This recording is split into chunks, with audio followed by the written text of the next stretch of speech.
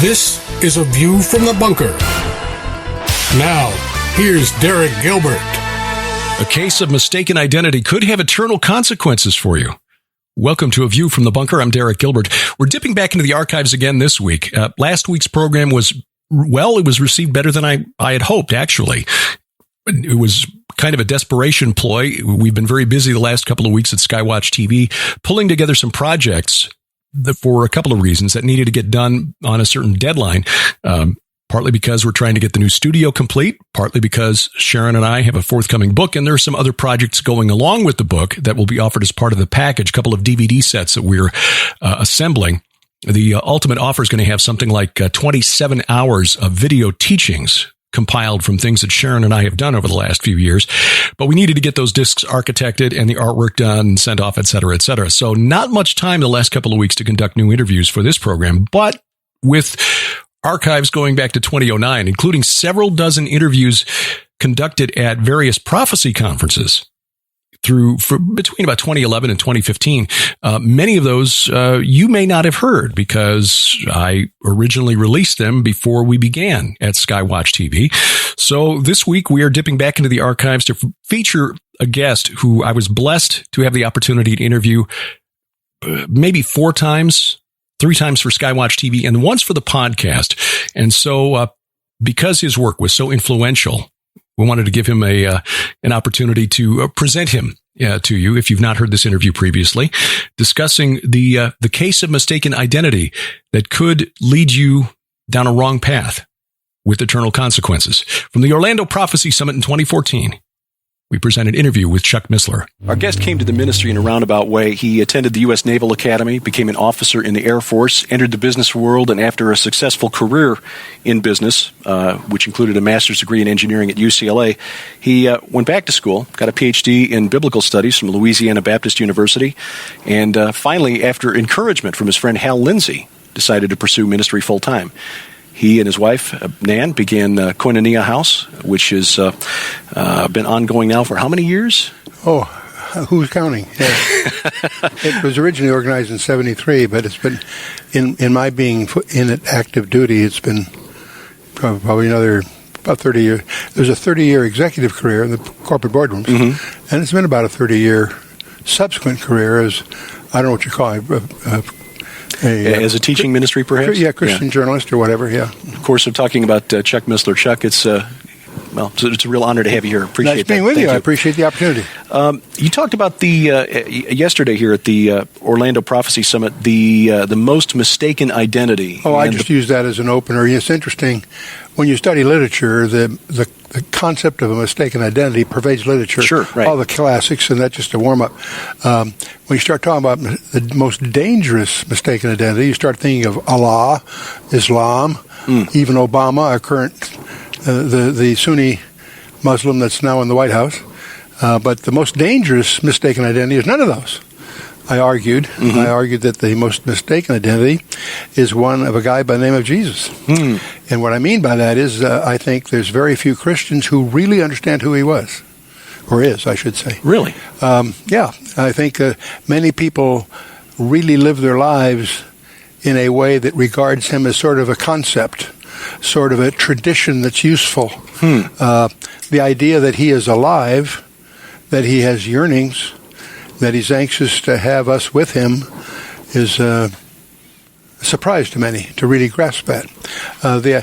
In fact, the other challenge I usually give people is to tell me, what is the gospel? Well, that's the good news. That's a cop-out answer. What is the gospel? And it's a shock to realize that I think probably 1 Christian in 10 can answer that question correctly. What is the gospel?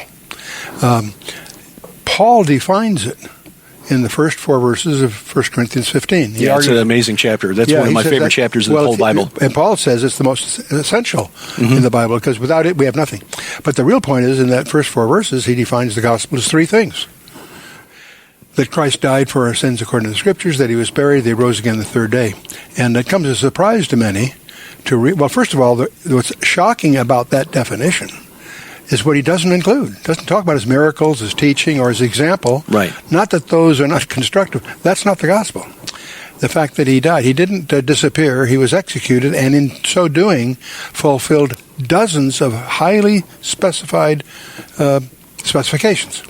The fact that he was buried. In fact, another interesting observation is that if you study the book of Leviticus, you can't do that without at least incorporating the classic commentary on Leviticus by Andrew Bonar, in which he gets into all the details of, it's a big, thick commentary, but he describes the burial requirements of the Messiah. It had to be carved into rock and why, and he goes through all of that.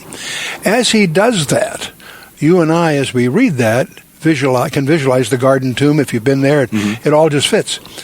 Except the shocking discovery that hit me, Andrew Bonar's commentary was published in 1840. General Charles Gordon discovered the Garden Tomb in 1883, 43 years later. Really? And when you realize that Bonar described the tomb and all that from Leviticus. Prophecy. Not from saying, yeah, exactly. And so from the specifications. And so that sort of surprised me, because we sort of take that for, in fact, sure, yeah. When you visit there, they don't sell it as being the actual one because they don't want to go that far. But the truth of the matter is there are over 18 specifications that fits uniquely to the text. So I'm one of those. I'm very cynical about most of the sites in Israel for a lot of reasons.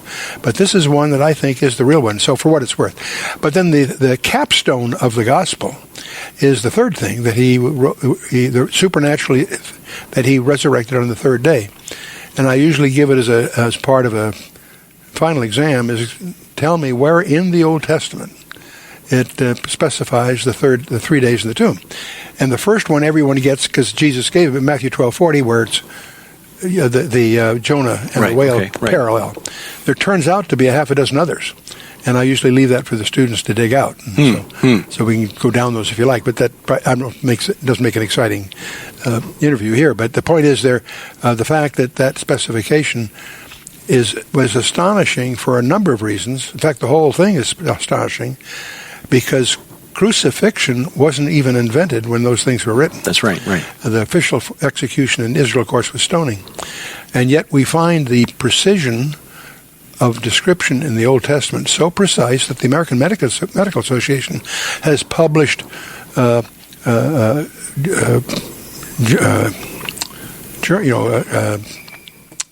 essays and journals on the cause of death from the details in the Old Testament. And so it's astonishing to see that precisely specified. And not just in Psalm 22, but Zechariah 12:10, a number of other places. For what it's worth. In fact, there's specifications in the Old Testament that are so graphic you never seen them in a movie. And with all due respect to Mel Gibson and some others that have tried to capture that. See, the other mistake they make, they treat all that as a tragedy. Right. No, it's an achievement, and it was an achievement that was planned before the foundation of the world. It was required. Yeah, exactly. So that's I build a little on that for for what it's worth. In terms of you asking your question, sure. The mistaken identity was just my way of getting into all that. Well, how then does this case of mistaken identity manifest in teachings of the modern church? Well, because you go to churches, you can't find the gospel. You find the church is distracted, if you will, with social issues. I'm not disparaging social issues, same-sex marriage, all those kinds of things. But when we focus on that, we do so at the expense of what we're called to do, which we're called to declare the gospel, who Jesus is, and all of that. And it's astonishing to realize, as you go to churches, find those that from the pulpit you will hear the gospel. No, you'll hear all kinds of interesting things, all kinds of worthwhile challenges. Everybody corrects me with my little American flags upside down. Hey, Chuck, your flag's upside down. No, that's an international distress signal, and we're trying to fix that. Not the flag, the country. Right. And those are worthwhile things to discuss. But when you're discussing the plight of America, geopolitically or economically, fine, that's important to do for good stewardship. But that's not declaring the gospel. And what we were called to do, in the New Testament, Paul did not attack slavery. Right. That wasn't what he was called to do. And he's criticized for that. That was the economy of the day. And the point is, Paul makes a big point of that our calling is to declare the gospel. And I love what they do down at Pastor Tanchi down in Manila for his very active fellowship. His symbol is a little circle. Make him, in big letters, make him known. That's what it's all about, making the person of Christ known. Not a movement, not a church constitution, not giving up smoking, not chastity until marriage. All those are all worthwhile discussions, but that's not the gospel. The gospel, those three things, that he died for our sins, and he didn't just, he fulfilled specifications, he was buried. Only Paul makes that point. Mm-hmm. And thirdly, that he rose again. And find a Christian who really believes in the resurrection. Find pastors that really believe that. They may be selling it as part of the package, as part of the what's politically correct within church. Mm-hmm. But do they really believe in the resurrection? Do they really believe that he, under his own will, was resurrected? That's a key issue. Yeah. And and there's been surveys that are just astonishing. I know. George Barna has done some great work and found that just slightly over half of the pastors coming out of seminary, if I remember correctly, coming out of Protestant seminary, actually have a biblical worldview as he defines it, which includes things like the inerrancy of Scripture, the literal sinless life of Jesus, his resurrection. Well, that leads to a whole other thing that we can stir things up here if you want to. Let's stir it. It's interesting that if you're interested in going into ministry, according to the irreducible complexity idea, you have three things you need: education, some experience, and enablement. Now, education, there's lots of ways to get that. Seminary is not the most successful one because you don't get the Bible there. You get everything else, but not the Bible. And getting educated and getting some experience. That's the real challenge is how do you get supported? And it turns out you typically have one of two choices.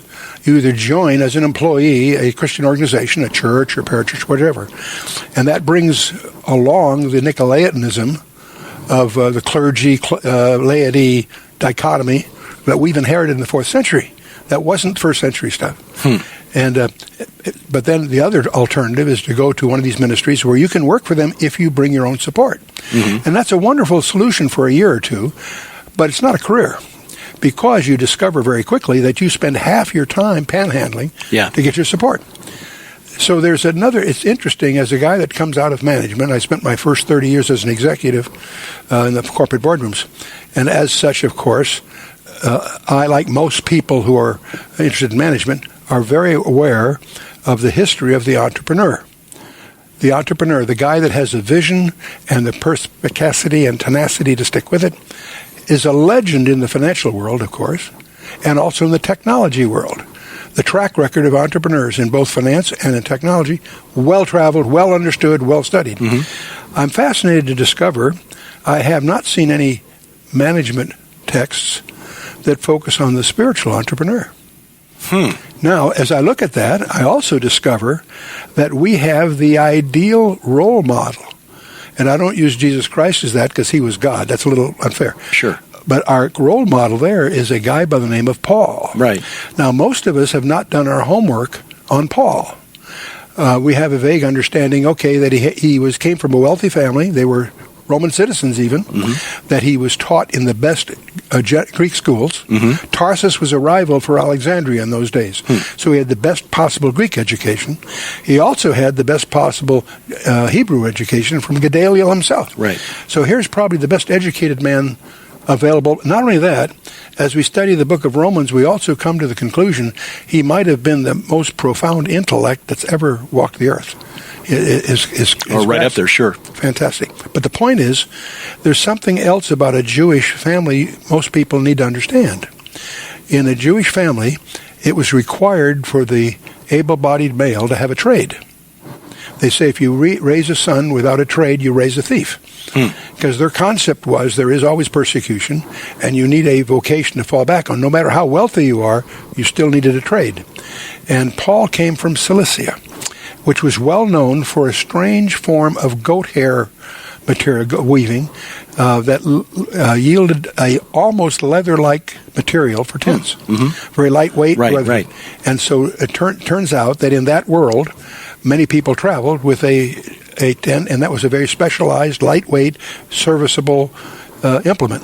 And it was a recognized profession to be a tent maker. In fact, Paul, when he travels, runs into Aquila, and they also were tent makers, so they roomed together because they had a common vocation. The point we miss unless we read his letters carefully, Paul continually bragged that he never took donations from the people he's ministering to. Right. He may take donations for the church in Jerusalem, for others, but he brags to them when he refers to his visits that he presented his independence as part of his credentials. So he was what I would call a spiritual entrepreneur. Now that leads to something else. I think anyone that has any awareness of the predicament of America realizes we're in serious trouble. There is a legitimate debate as to whether it's even possible to turn it around. There are good, competent people that believe it's not possible. But the point is, clearly, America is going darker and darker and darker by design. As it gets darker and darker and darker, the idea of supporting yourself, well, something else should be mentioned. Most of our listeners probably are familiar with J. Vernon McGee as one of the most beloved Bible teachers in history. J. Vernon made a remark several decades ago that startled me. First part of it didn't, the second part did. The first part said, in America, the day will come when the true Bible believer will have to go underground. No surprise. Many of it are familiar with that. Except he added a clause to that statement. He says the attack against them will come from the denominational churches. And when he said that, I was startled because that wasn't like, J. Vernon wasn't a fringe kind of guy. He's right in the center line kind of thing. And what's interesting, of course, we shouldn't be surprised by that. There's an essential book that's back in print now. For many years you couldn't get it, but it's now out, by a guy by the name of Broadbent, Broadment. The book is called The Pilgrim Church.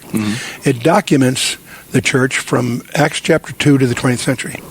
And as you read that, he actually details 77 different groups you've never heard of, most of them. The Puritans being an example.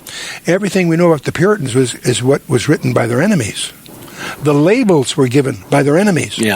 What we discover of each of the 77 groups, and Puritans is just an example, they were stamped out by the local churches. In other words, those groups were groups that committed themselves to the Bible. They wanted to worship what the Bible said. They wanted to separate themselves from man's tradition about what the Bible said. And because of that, they were stamped out. And I'm not talking about the Catholic Protestant thing. When the Protestants were in charge, they burned people at the stake for heresy. I mean, come on. So that chronicle is interesting because you realize for 1,500 years, the small home Bible studies have always been the minority. That's where people grow. That's where they really materially mature. They spiritually mature. But it's also one, the adversaries are typically the established churches in the region, whatever it is. So why are we surprised when we see many, not all, but many denominational environments in America are hostile to home Bible studies? Big mistake. And so the point is, God has raised up a peculiar entity called Koinonia Institute. That's our primary focus lately. As that has grown over the last 7-8 years, I've been watching to see what God's doing because we're trying to follow what He's leading us to do. It's a very unusual structure that we deal with. But the point is, I'm beginning to see what God is really doing, and I think He's raising up the training for the underground church. Because people can learn, the primary focus has been to repair biblical illiteracy. That's been our passion for 30 or 40 years. That's been really what we're not evangelists. We evangelize, but that's not our call. Our calling is to edify the body. We have an interesting debate going on about Koinonia Institute. Some of our executives feel, well, it's for everybody, and that's not untrue. But I have a different view, and I've had it from the beginning, and I think they're beginning to realize what I'm saying. We think the KI, the Koinonia Institute, is for the really serious. And we've discovered the people that really get in there and get excited and grow with it are the people who are in fellowships typically where they're a minority and they're lonely. They find themselves among Christians, but the other Christians don't have that passion to go deeper that they share. And so we're really bound together by a hermeneutic, the infallible word and so forth. So anyway, but the point I'm getting at is, I'm leading up to something. I've been preoccupied with this whole idea of the spiritual entrepreneur, because that's a third way. It's not becoming an employee. It's not using the typical self-support model. It's positioning yourself to be independent, not financially independent in the usual sense, but with a vocation that's your cover, that is not only a way to pay the bills, but it's also your role within the whether you're a dentist or whether you're whatever, you've got credentials for the current environment as it gets darker and darker and darker. And I think that's really what we've adopted a very unusual, we have some of our members, most people pay $20 a month to have things, others spend $200 a year for it. There are a few, over 100, that have chosen, for their own reasons, to buy a life membership, which is, in our world, about $2,500. A couple of years ago, I got the board to agree that life membership dollars would be separated and treated as equity, not spendable. So we put that in a pool, which we call the Koinonia Parsonage Reserve. And when a member buys a life membership, that money is put against his account. And the idea, it was built on the idea that we can, by doing it offshore, tax-free, we can earn probably a 7% or better kind of return. Which is good, yeah. Well, it's good in that sense, but it's also kind of boring. In other words, you take your $2,500 and you let that grow at 7% for 3, 4, 5 years until because you're going to be going for a bronze medallion, then silver, and then gold. And a gold medallion is probably at least a 5-year commitment to get that far. The point is, though, that's only part of the model. Because what we also, let's back up. We've also discovered, much to our amazement, that there are donors outside the membership that see what we're doing, that throw things over the wall. And so that money that adds, that causes it to grow faster than 7%. I decided just to give this all a try and started a year ago. It started in January of 2013. And we just finished the calendar year, and it didn't grow at 7%.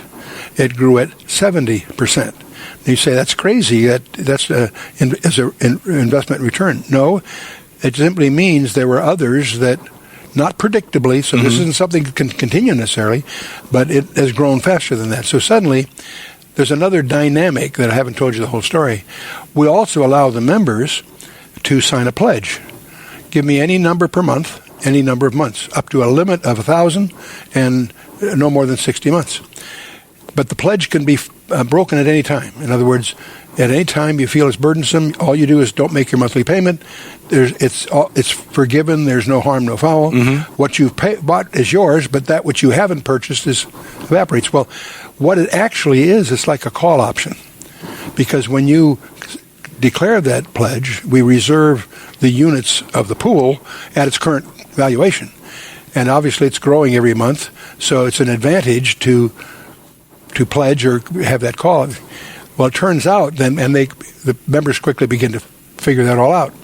What they discover, though, as they've been in it, say, so many months, they don't have to continue. But if they don't continue, they lose the call option of all the reserved but unpurchased shares.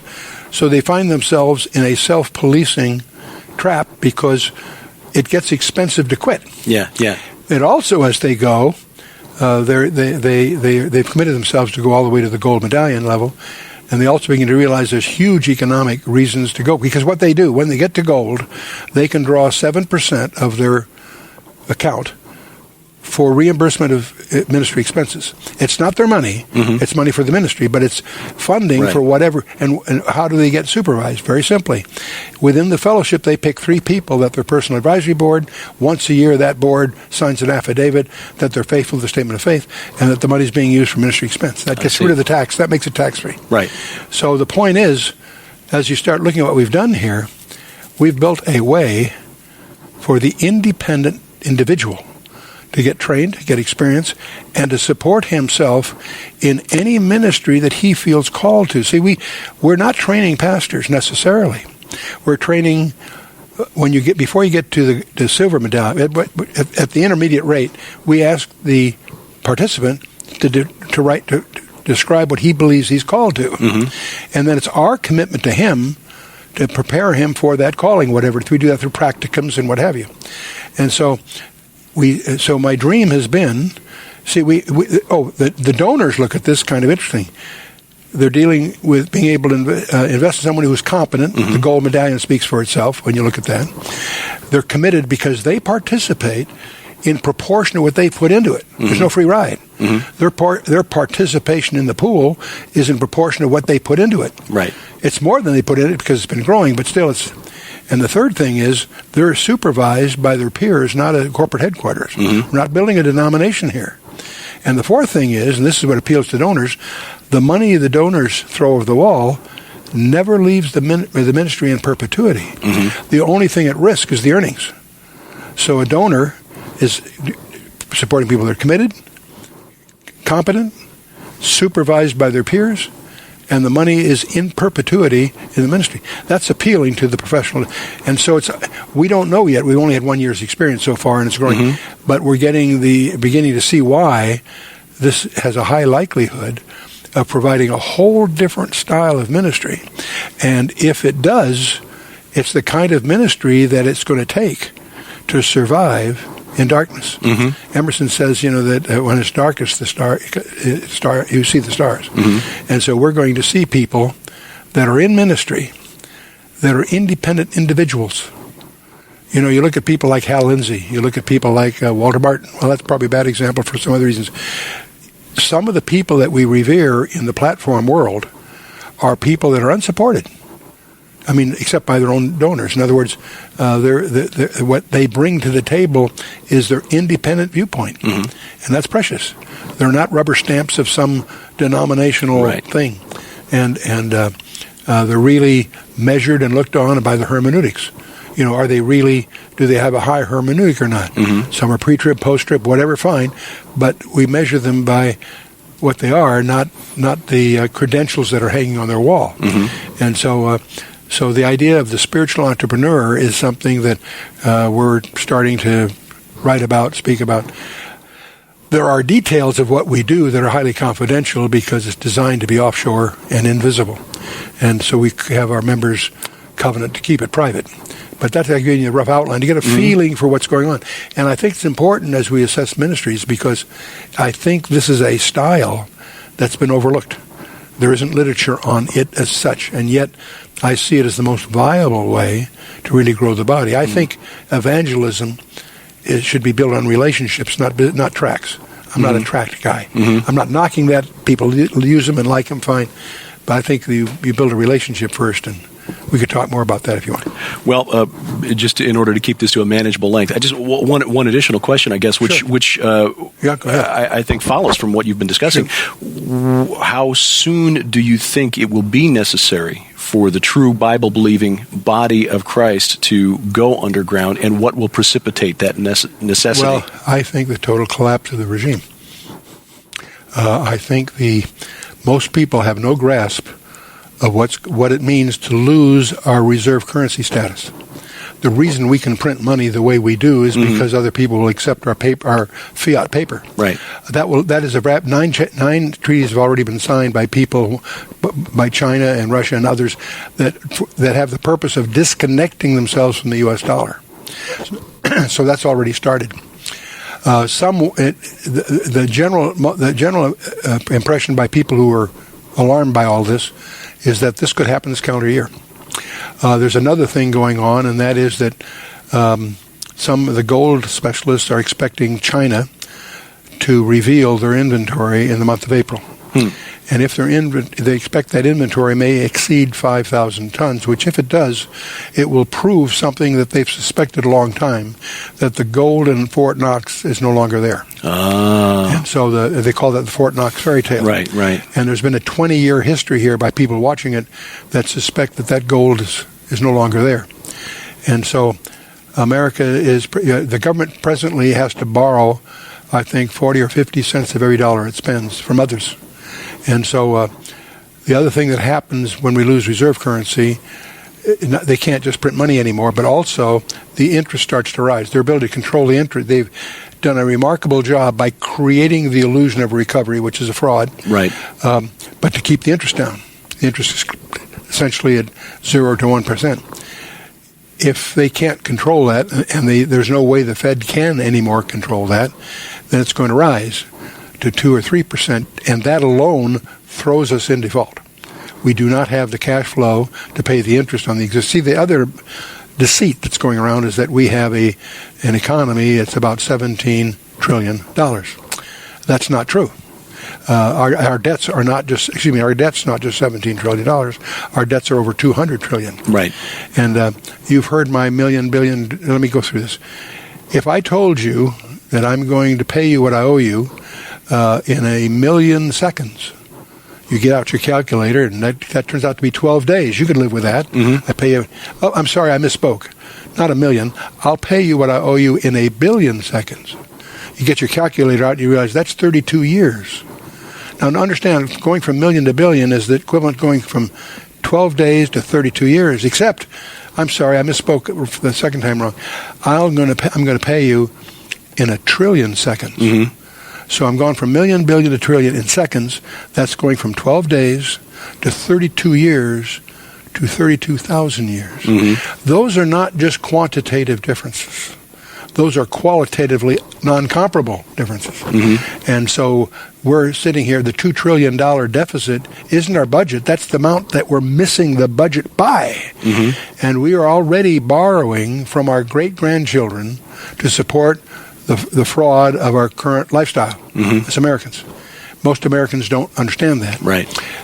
When I travel with international executives, we usually meet in international lounges, each going different places, but very interesting recurring remark by executives that when they are in Asia or in Europe, they watch what's going on, not just in Washington, but on Wall Street, and they're absolutely dumbfounded. It's insanity. But when they're in the United States, they don't see it.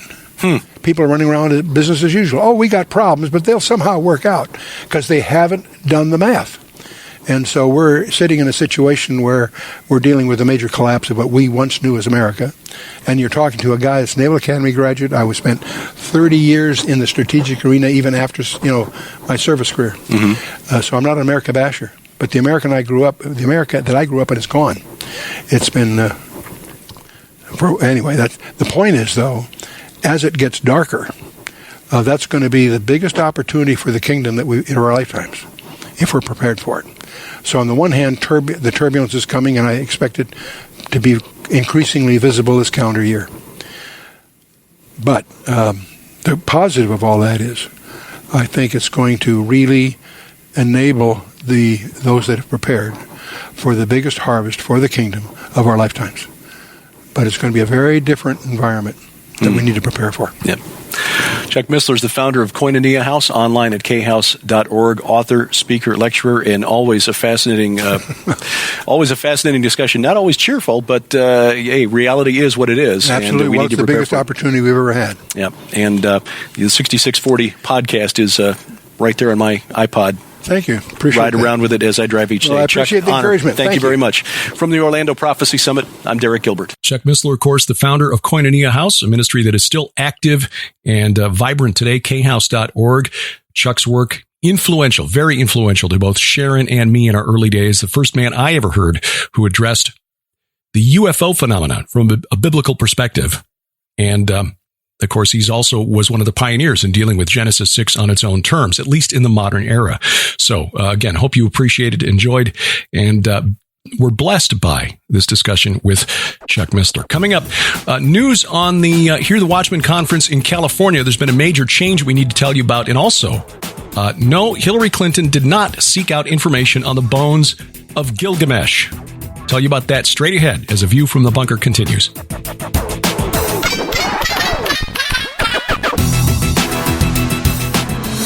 There were giants in the earth in those days.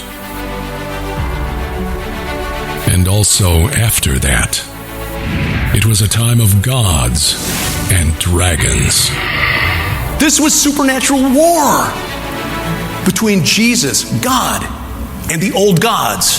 We live in the final stage of a war that began before God said, "Let there be light." The gods of ancient Sumer. These giants are all through the Bible. The things that are going on in the world right now, I'm sorry, but the writers, they're out. Now, a fresh look at the end times that reveals the prophecy of the giants at Armageddon.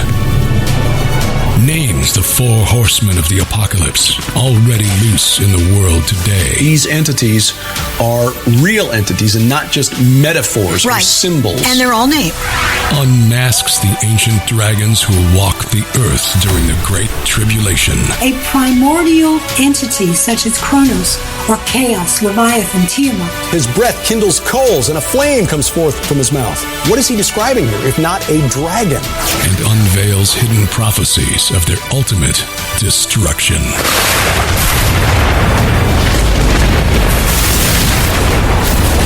Giants, Gods, and Dragons by Sharon K. Gilbert and Derek P. Gilbert. New from Defender Publishing.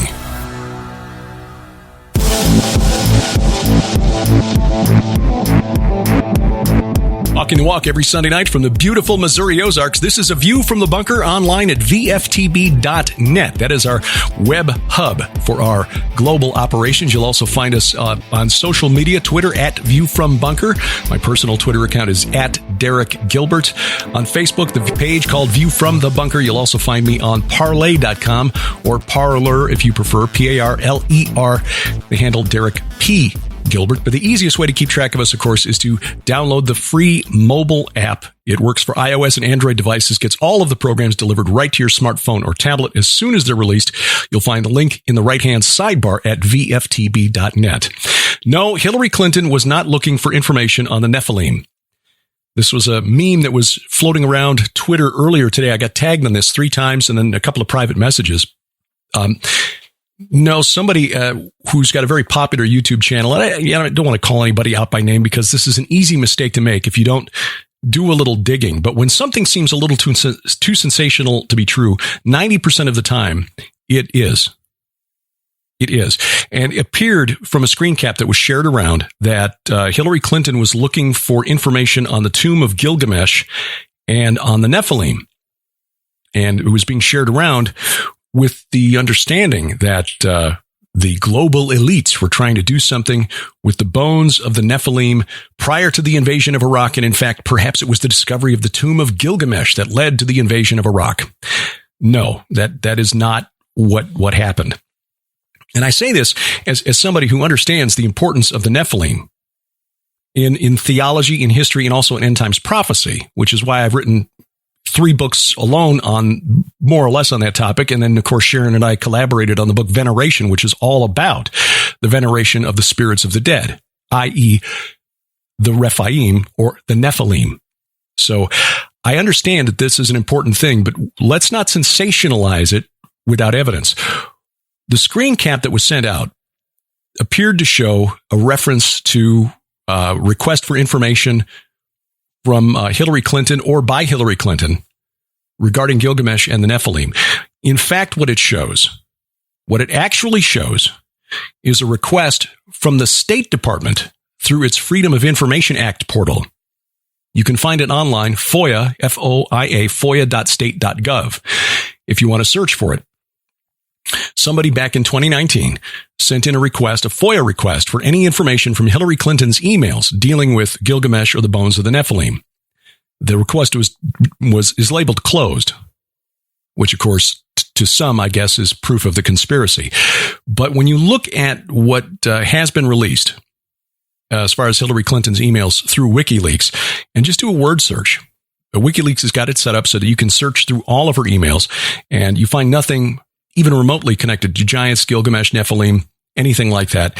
So there's no evidence to suggest. Now, I'm not saying she absolutely was not interested in the subject. We just don't have any evidence that she was.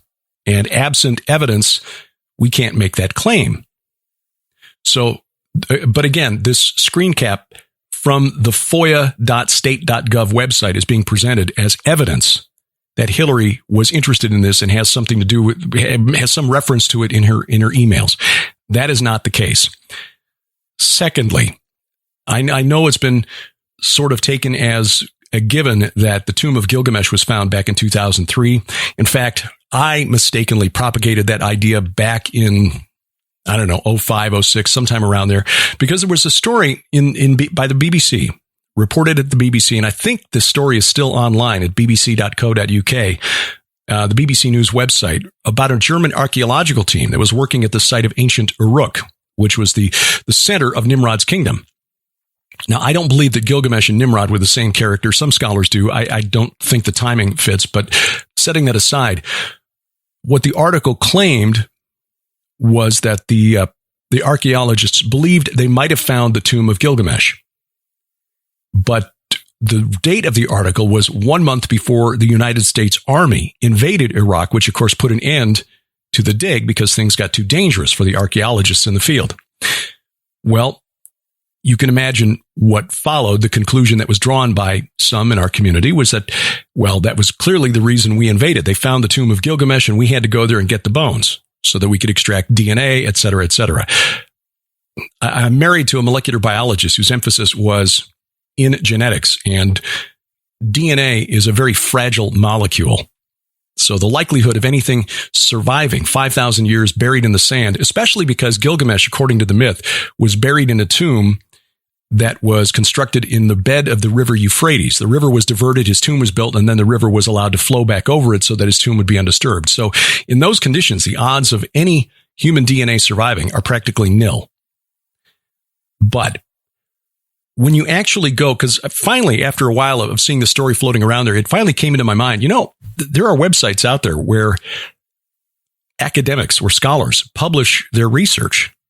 I've been taking advantage of many of these for the research for our recent books, jstore.org, academia.edu. There's a French website, perse.fr, that is really helpful. Google Scholar is another. So I decided to look it up, and I found the paper published by the German archaeological team that had been working there in 2003. They didn't actually excavate anything. They didn't dig anything up. What they did was they used a magnetometer to look for variations in the magnetic field caused by concentrations of mud brick underneath the soil. They were trying to develop a new way of guiding archaeologists so that they could be more efficient with their time. Especially when you're working out in the middle of a desert like, Iraq, where it's really, really hot. You don't want people working out there to the point that they're dropping and dying of heat exhaustion. So they did a survey of the site of ancient Uruk. And what they actually found, according to their academic paper, was a rectangular building that was in the former course of the Euphrates River. It's changed its course over the last 5,000 years. That appears to be similar to the description of the tomb of Gilgamesh in the Epic of Gilgamesh. But that's all that they found. They found a rectangular structure that was in what had been the bed of the Euphrates. Saying, oh, isn't that interesting? That's like what was described in the Epic. And of course, the newspaper writer, wanting to sex it up a bit for the readers at home, made it seem like more than it was. But many of us, myself included in the early days, took it to mean that, hey, they found the tomb of Gilgamesh. Well, no, they didn't. And there's no evidence that they actually dug anything up. In fact, they said that was not their purpose. They were just there doing soundings with the magnetometer to develop a map of what was underneath the soil. So 2 points to take away from all this. Number one, no, there's no evidence that Hillary Clinton had any interest in Gilgamesh or the Nephilim. Number two, the bigger point, that site has not been excavated, or at least there's no evidence that I can find that it's been excavated. And short of any evidence, we can't make any claims that that has been done. So let's just all take a breath and work with what we do know, which, as Sharon and I have documented in Veneration and Last Clash of the Titans and Bad Moon Rising, that the cult of the dead, the cult of the veneration of the Rephaim, the Nephilim, was a really, really important part of the worldview of the ancient Mesopotamians, from which culture emerged Abraham and the Hebrews. That is a really, really big deal. In fact, that culture still influences us today, as evidenced by the veneration of saints in the Roman Catholic and Orthodox churches. We document with scholarly research that Augustine is to responsible for that. I was going to say to blame for that, which might be accurate, but he was trying to Christianize the practice of the veneration of the spirits of the dead by saying, well, the spirits of the righteous dead can intercede for us in the physical realm as well. And that's how the Roman Catholic Church adopted the practice. But we still see it in things like, Halloween or the Day of the Dead celebration in Mexico, or the veneration of ancestors in many, many cultures around the world. Asian, African, all over the world we see it. That we can be traced back to the Amorites of Abraham's day 4,000 years ago. So I'm not trying to diminish the relevance or the importance of the Nephilim on our modern world. I'm just saying let's not sensationalize it beyond the evidence that we have available to us. In fact, Sharon and I were just talking about it over the last couple of days. We've changed plans for the book we had planned to write for next year based on a more understanding of how often and vehemently the prophets of the Old Testament wrote against the cult of the dead. So that's kind of a direction that we're going to lead for 2021. But we'll tell you about that once we get past the release of our next book. We haven't even got that out of the way yet. So anyway, that is if you see that floating around on social media today about Hillary and the Nephilim, just remember that was a FOIA request. That was not a reference to any of Hillary's actual emails. And secondly, no, the tomb of Gilgamesh was not found. It has not been excavated. So here the Watchmen, they've got a conference that they had planned to take to California, Orange County, November 5th through 8th. Sharon and I were part of this. But because of the ongoing impact of the coronavirus, this is being retooled as a tent revival. They're having a tent revival at the Hilton Irvine in Orange County, November 5th through 8th. The reason being, a couple of reasons. First of all, it appears that people in California are still a little gun shy about wanting to gather in a large group. There are also questions about whether Governor Newsom will allow something like this to go on, and perhaps the proximity of the date to the national election. I mean, Election Day is that Tuesday, and this conference was scheduled to get underway on Thursday. We may not know who the president is by November 5th. And having a Christian conference close to Los Angeles in the middle of what is probably going to be a contentious election might have had some impact on people signing up. So things have been a little slow in that regard, but the hotel's willing to work with them to get anybody in that will come. So Mike Kerr, Jeannie Moore have retitled the event, Pray California, The Revival Returns, November 5th through 8th, no charge. Michael Boldea, David Heavener, Joni Stahl, Gans Shimura, all confirmed to speak at this event, and they're hoping for more. So we're happy to help promote that. Our concern coming from Missouri is that our state's been designated a red zone by a number of other states. I'm not aware of any travel restrictions to California at this point, but apparently there are, or the federal government, the CDC, concerned about the number of coronavirus cases per 1,000 in Missouri, even though it really has not affected us here in the Ozarks all that much. But we would hate to make plans to travel across country and then find out on arrival that we're going to be asked to voluntarily quarantine for 14 days. That just really would not work. Too many other things to happen between now and the end of the year back here in the Ozarks. But that is the change. You can find out more at Hear the Watchman's website, hearthewatchman.com. The last Trump virtual conference from Prophecy Watchers continuing through November 9th. They're rolling out new presentations each day for 40 days now through November 9th. So far already, presentations from Gary Stearman, Jonathan Kahn, Tom Horn, Bill Salas, Ken Johnson, Carl Teichgrib, yours truly, have been released, but you still got plenty of time to take advantage of that. You can find out more online at prophecywatchers.com. Next weekend, Steve Quayle's Final Warning virtual conference is released. That's October 16th and 17th. Steve Quayle and Tom Horn will headline that. Lieutenant Colonel Bob McGinnis, Dave Hodges, Mike Adams, the Health Ranger, Greg Hunter, Lisa Havens, all part of that. Gerald Salente as well. You can find out more about that at gen6.com, GENSIX.com. Our tour of Israel is still on April 18th through May 1st of 2021. That's the Skywatch TV tour of Israel, I should say. Lipkin Tours is coordinating this, and In addition to seeing places that other Israel tours just don't visit, like the altar of Joshua, Gilgal, Rephaim. Of course, we see all of the important sites too, like the Sea of Galilee, Jerusalem. We were able last year to visit the Temple Mount, and that's on the schedule itinerary for this year as well. Don't miss it. If you can, pray about it and find out more online at skywatchinisrael.com. That's skywatchinisrael.com.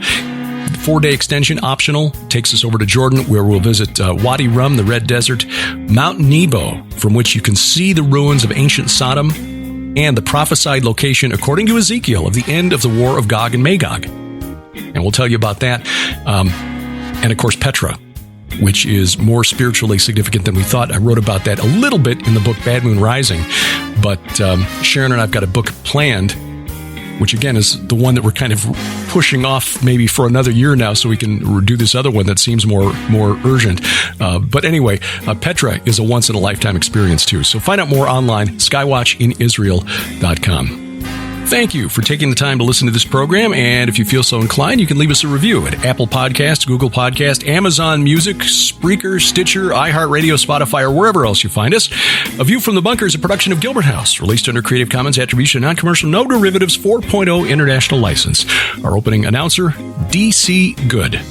We do this because we wrestle not against flesh and blood. I'm Derek Gilbert, and this is A View from the Bunker.